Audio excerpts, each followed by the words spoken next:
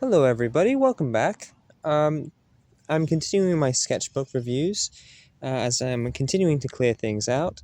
This is episode 2. If you missed episode 1, I basically covered my sketchbooks that I did before I went to art school and the ones that I did in AS art class in Wales. College level, but not proper college, like how it's rated in Canada. So today I'll probably be going over the work I did in between doing art class in Wales, and then when I moved to Canada, what I made in preparation to build up my portfolio for getting into art school proper. Yeah, so I did art class college level in Wales, and then I went to Canada, and then I had a year off where I was just sorting out my visas, and then I applied to art school to do a diploma of fine arts, which I've just finished, which is awesome. This was the only other thing to show from those art class days in Wales is my photography book. I did a little bit of art in, but that's not too major in terms of art. The only real big thing I did was this, and I remember being proud of it. Now it looks okay. Right, so let's start. This was a cheap art pad that I had just for writing down ideas, and I think I used this before, like basically the whole time. Only had a few things in here. I use it for like outlines for my short movies and stuff, but this is basically just very cheap paper that I could use, make some sketches on. Let's begin with this. So this is the sketchbook I was filling out while in that gap year when I was in Canada. A lot of these, again, with running with the video game theme. I was on my PS4. I didn't really have anything to do because I arrived here and I couldn't get my visas. So I couldn't work. I couldn't go to school. It was a tricky time. We got Venom Snake, sorry, Punish Venom Snake or whatever from Metal Gear Solid 5. We got Neo 2. We got Prey that I never actually played. And we got Aloy from Horizon Zero Dawn, which I also never played. We have a hand. Two of the Horsemen of the Apocalypse from Darksiders? Yes, Darksiders. I played the original Darksiders. I loved it. I have Darksiders 2 Definitive Edition, but I do not have not played it. I'm very happy with these sketches. I still am. I was happy and I still am. I was doing that thing that I talked about last time about the way something is drawn communicates the properties of that object. So here, instead of trailing off, and artists do this a lot where they only draw the head or down to the neck, and then there's like a cutoff or like the waist, or they cut off at the ankles because they don't want to draw the shoes or something. Here I did this wispiness, like vines going down, and then this I drew like more a blazing rocket. I think this is war, and then this is death. Yes. Let's move on. This is the character from Darksiders 3 that I don't know anything about. I guess they're pestilence or famine or something. Ah, yes, we have some nice cartoony Shrek. I think this was maybe inspired by the Shrek reanimated movie and the collaborative work. Here are some faces. Here's my beautiful dog pug, Mavis, that's no longer with us. Again, the lighting is, the camera's constantly readjusting. This is some fan art I made for Gloom, a game. It's made by a Scandinavian developer. It's a game I really like, more inspired by Bloodborne than Dark Souls, but it is a 2D roguelite where you go through runs, and it's pretty cool. I've been on a Discord server for a while, and they opened a fan art section. Actually recently went through, and this is basically a more detailed design because it's more pixely, high fidelity design, I suppose, of the basic enemies that you find in the first area. I quite like what I did with the arm there. Don't know what this is. That's a nice shading on that gherkin. This was the first drawing I did for a while when I came to Canada, because I hadn't really drawn much, and I remember this was one where I picked up a pencil and I actually drew, and I was like, oh yeah, drawing. And I just took it from a random, those autobiographies where it's just like an upfront shot of someone's face and they're just looking at you.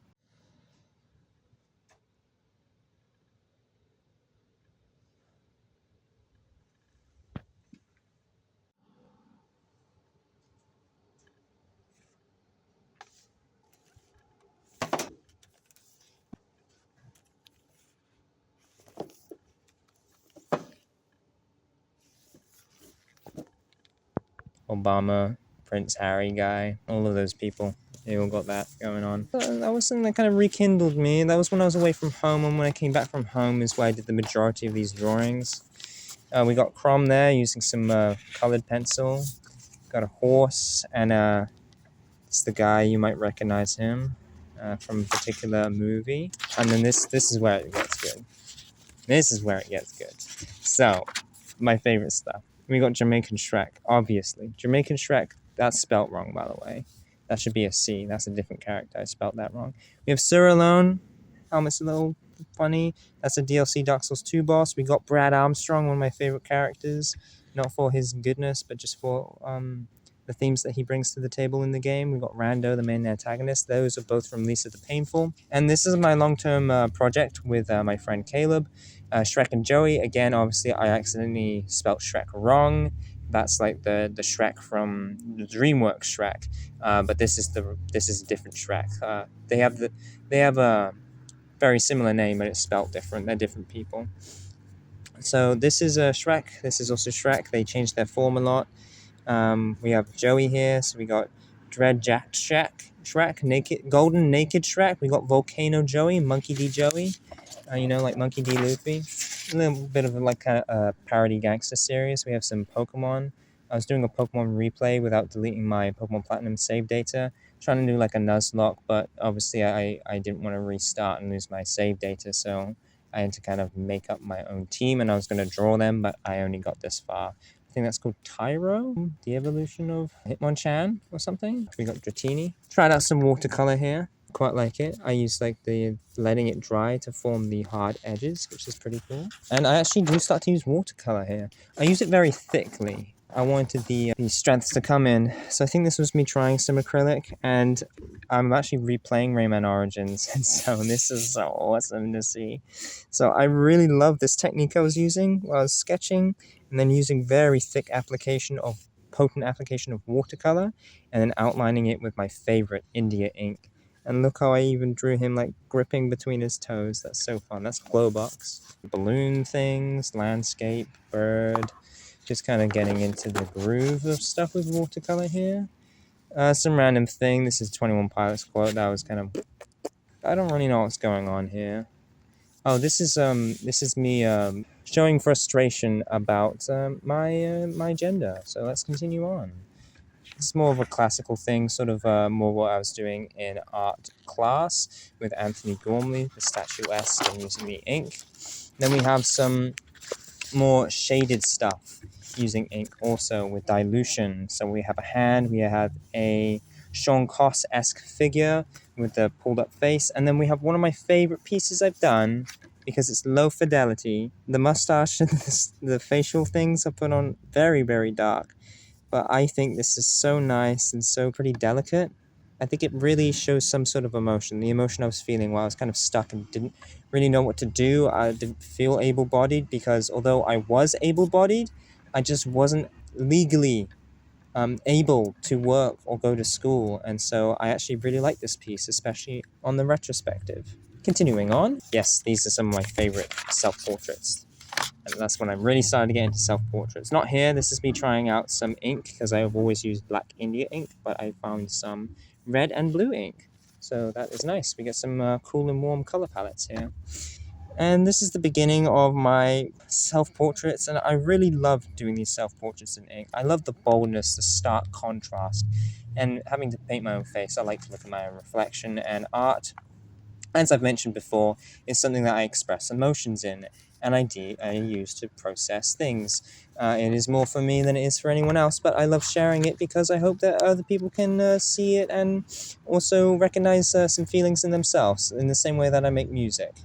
That people can help themselves to the expression of emotion and find, even if it's something different and not the same as what I was expressing, they can feel some comfort that someone else feels those sorts of emotions or can create imagery that aligns with something comforting or familiar with them. This is one of my favorites, how I'm sort of cockeyed. My hair is a major thing here, kind of how the neck is kind of crimpled and not so skinny, it's very like fleshy.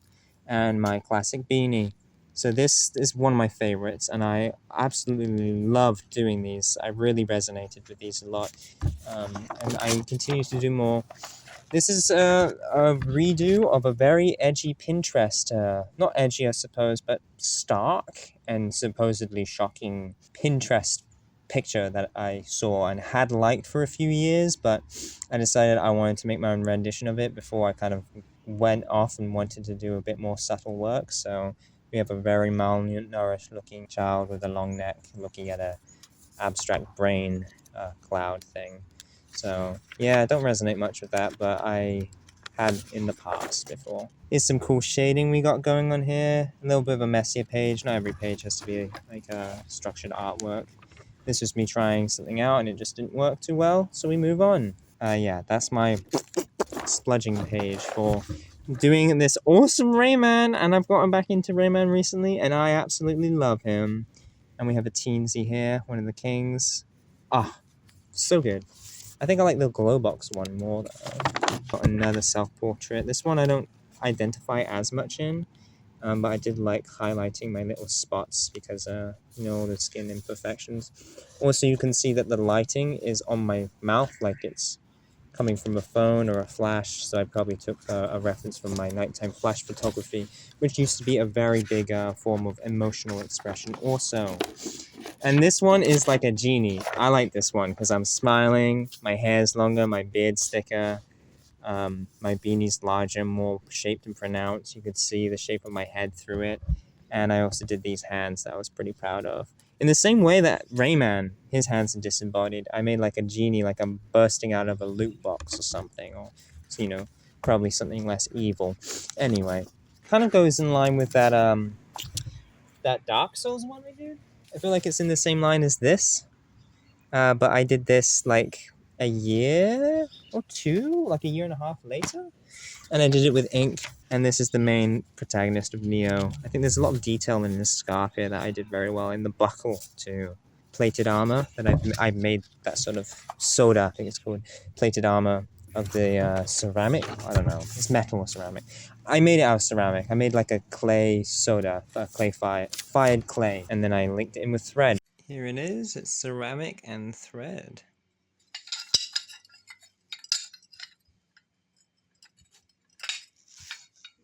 It bends a little bit.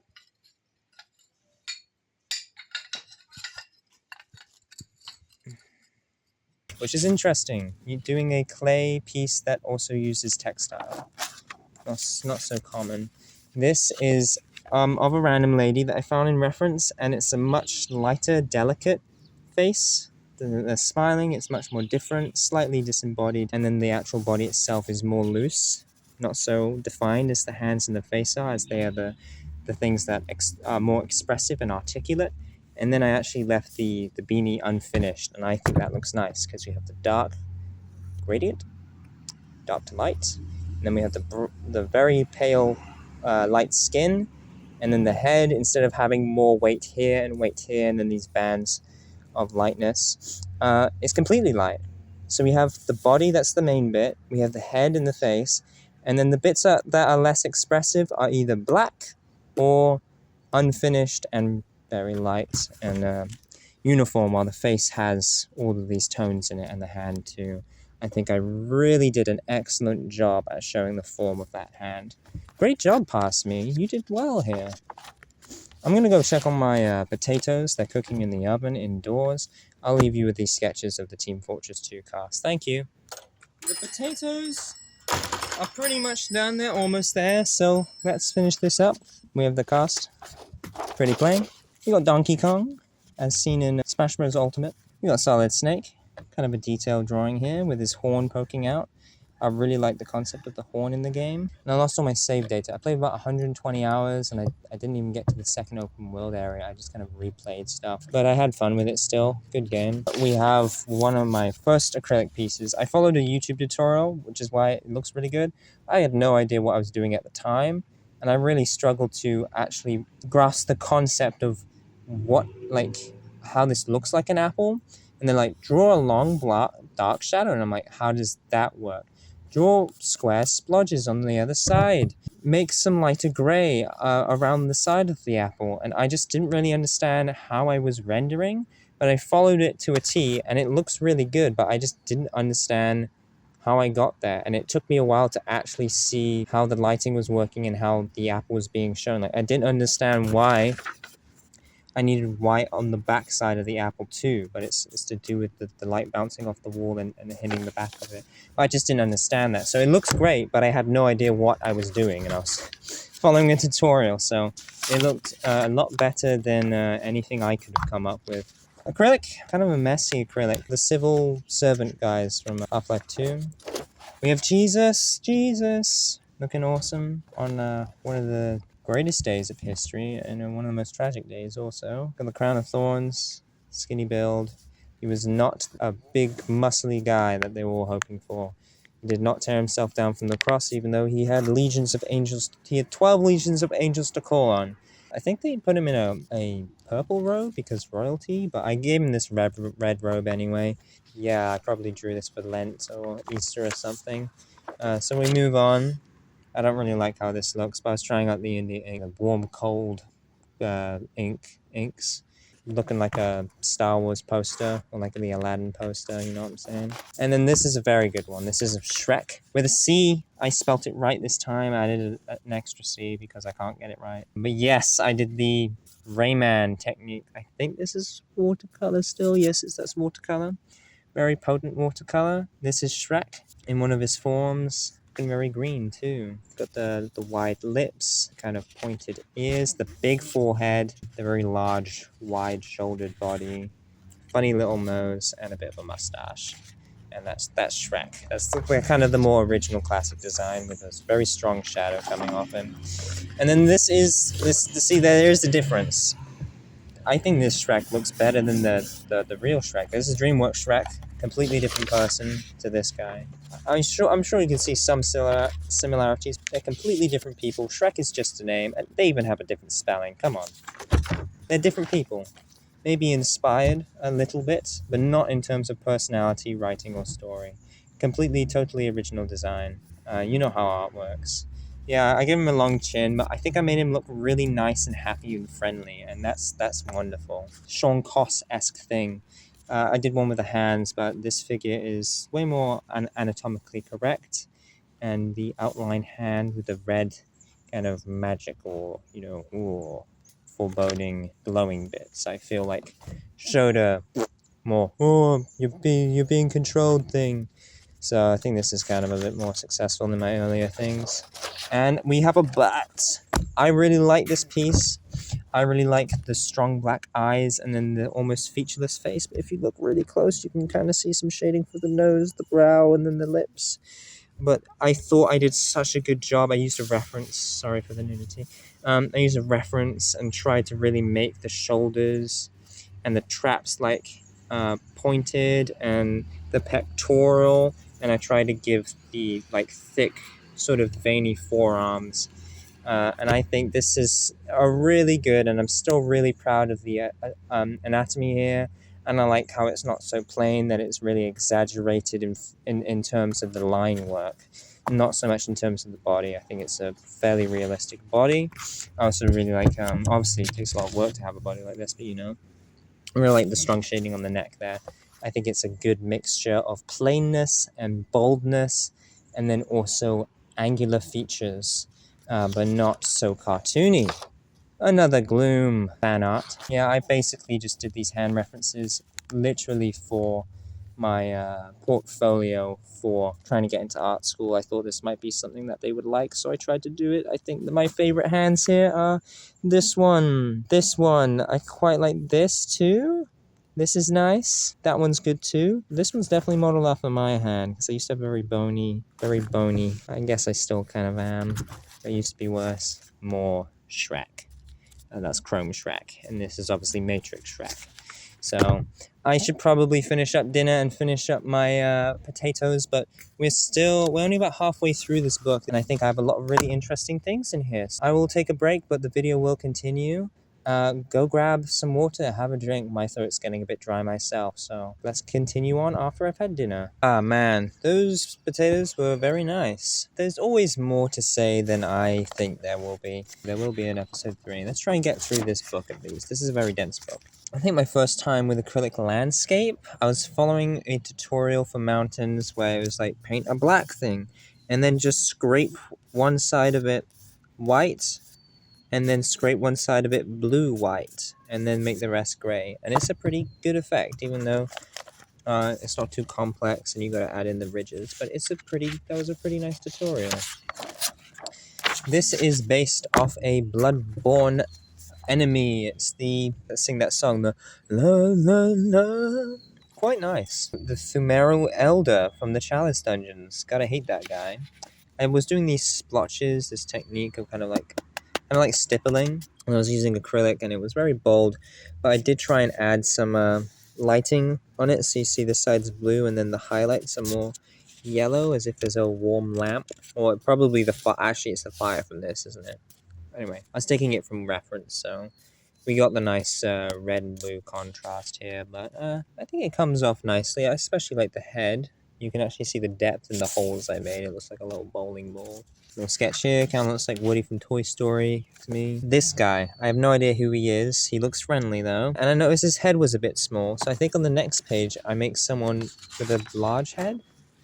Oh no, I made Ian Yu Chong extra bone limbs. Ian Yu Chong is one of my favorite actors. He's also my sister's favorite actor. I have a painting of him that I commissioned off of my friend, and I also made a painting of him for my sister.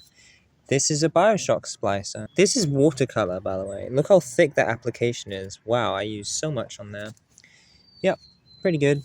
Fair pose. I think I'm more impressed by the background, and I like the shape of the ears. I got some eyes. I added some eyes. Some anatomical things. It's very harsh. It's very harsh and stark. Very heavy-handed, but that one's nicer. I wanted this, though, to show, like, the shapes of the eye. I think that's good. I really like these lines on the eye overall. You'll see that in the future. That is a very important thing. And I got inspiration from Bleach, like characters like Ukiura and Mayuri. I just love that face paint that they have on. Graveyard sort of thing I've been going for. And this is an early showing of a very important visual design for me. Black dripping circles in the sky. You'll see more of that, so I won't say much here. I believe that is Dino Ricky from the NES game. And that's a hand of the drawing hand. Got some blackbirds. Oh, I was doing this for a friend of mine, I remember. They like the blackbirds, and they I think it's in the prairies in Alberta. They're these blackbirds, and then they got these little bits of red on their wings. And this was inspired by Avatar: The Last Airbender. This was one of his concept art designs. And look how small I made that. That is really good. The kind of bowing with the arms. That's the spirit doggy thing. The solid snake one, I was very proud of this. The highlights in the back. Trying to draw a fog breath, like when it's cold, in acrylic. And I've got very geometric shoulders and stuff here. I really like my work on the beard here, though. The curls of the beard, when it's highlighted by the stark lighting, is very thick, which makes sense. I do remember the issue I had is I did not do the background and then do him. I did him, then I had to add the background. So his hair, I had to work very delicately and like color in the background in a certain direction, so it didn't look like his hair was going the wrong way. Like if I dug in this way instead of that way. But I think I pulled it off, but I learned a big lesson about layering. Sketch of Hyde's Tower of Flame from Dark Souls 2. We already mentioned Oscar thing I did a while ago. This is a more direct sequel, and this is one of my favorite pieces I've done, because I think when I made this, I'm like, I feel like I've mastered ink, like India ink and diluting to make shading. And this is so clean. I got so many shading. I got the metal armor. I really like this, the beak. Again, the line under the eyes, the visor. It's kind of fairly complex. I added some dents in there too. I think this is supposed to be chainmail. I'm a little bit more iffy on this, but I love this. I love this, the satchel. I'm very proud of this piece. Congratulations, Freddie. And it looks great from like out here. Like that looks amazing. That is so good, and you kept the page clean. Good job, me. Dog meat. We got some poses, which is something I did because of, I don't think I did this. Yeah, line of action. Again, this was me just looking up stuff on Pinterest and recreating it because I wanted to make portfolio things that portfolio people would like. Can't see it too much. We got Megamind, we got Punch Out Dude. Arthur from Red Dead Redemption looking real funny there.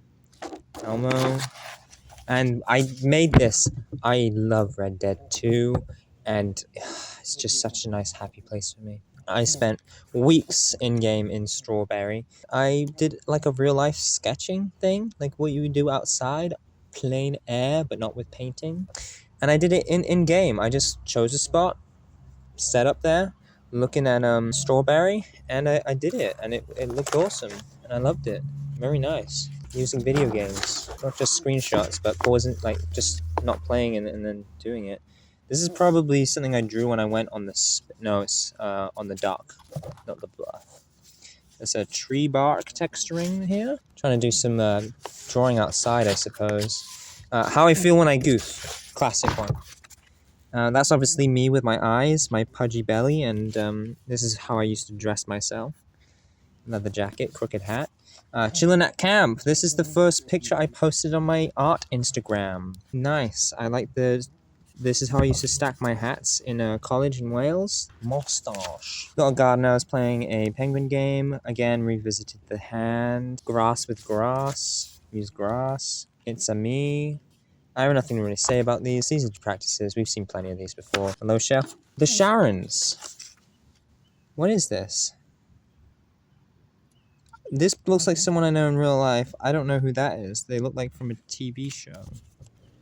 I actually have no idea who that is. Maybe somebody knows. POV, I see something good in something, but it's... I think I'm intentionally making fun of POVs because use grass. That's me. And so if this was a POV, I see good in something, I'm looking at myself and calling myself something. Which is true, but I think it's intentionally incorrect because I was very picky about that. But that's nice. You can see I'm looking down, so my face is in shadow. My face looks kind of small, but it has quite a nice amount of detail in the hat there, and I got my tag. I'm actually wearing that same hat here, I think. Although I've given myself a brim, but I still have the tag. Gimli has seen too much. An orc. A goblin of sorts from Middle-earth. This is my testimony for what God has done in my life. Was I going back and sketching one of my incomplete pages from previous? Look. What was I doing? And then this is when I kind of ran out, and this is when I got into art college, and this was me like working things out and doing first aid, I suppose. But we still have some more that I did from the back. Some sketches. Darth Vader kid with some lines on it to accentuate it. Kind of like what they do in Ed, Edd and Eddy, is that? Do they do it in that show? Is that a different show that they do that in? With the lines around the characters? Gordon Ramsay, when you tell him he just ate frozen ice cream. Poor man. And this was the picture I did when I got into art school. And we had started. It was COVID-19. It was online art school. And the first week where all the classes are just being introduced and they don't actually give you any homework. This is what I did because I wanted to do some art. And I thought this might be my last chance to do my own personal art because I'm going to be so busy. And that was quite true. It was a while until I could do something like this. And I'm glad I did this. I put a lot more weight on the eyes to show makeup and stuff like that. The ear looks very elongated, but it's pretty good.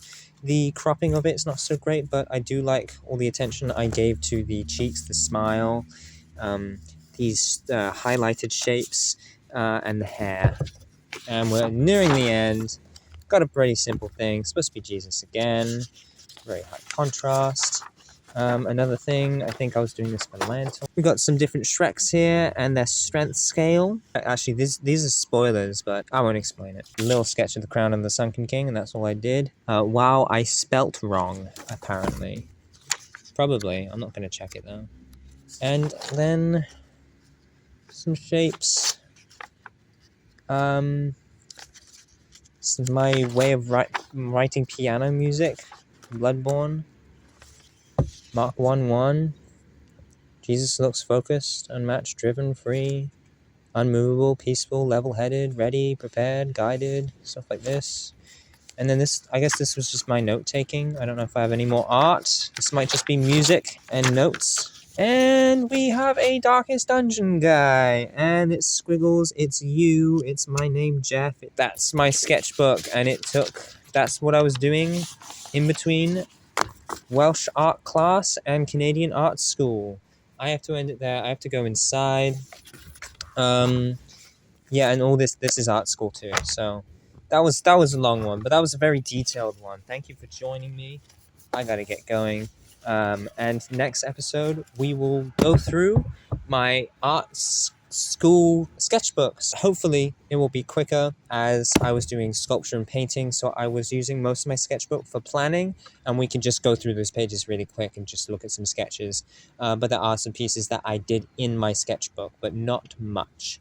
So hopefully that will go very quickly. I don't want this to be I don't want there to be many iterations of this. I want to get it done, but I don't want to long videos either, so they're more bite-sized.